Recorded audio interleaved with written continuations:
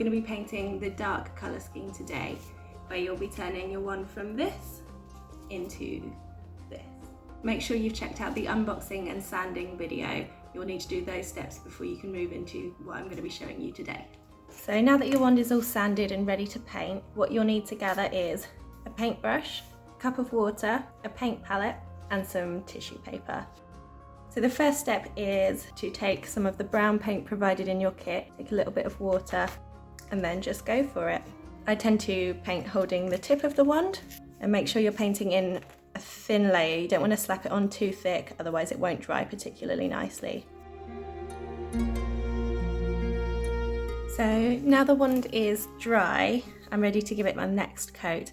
In total, you're probably going to need 2 or 3 coats in order to get a good coverage. One important thing to remember is don't go too heavy on the tip, because you want the light to still be able to shine through.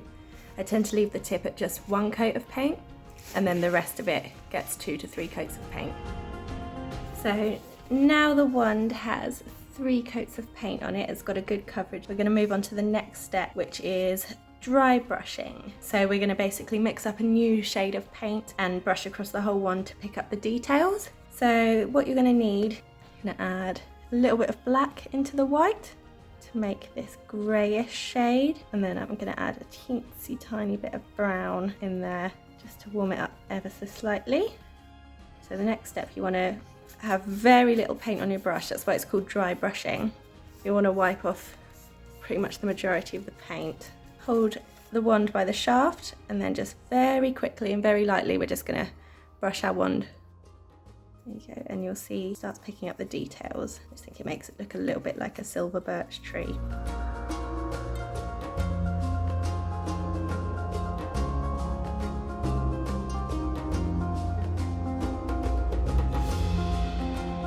So once you've completed the dry brushing across the whole wand, it should look like this. The next thing you're going to want to do is add some shadows. So I've taken the smaller brush that's provided in the kit. Just going to dip some water in and then take a little bit of black.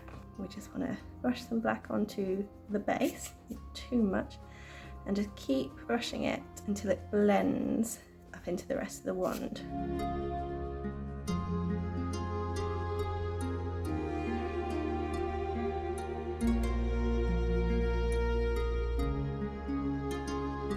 I'm just going to do the same thing in the crease of all of these ridges, just to add a little bit more depth and dimension to it.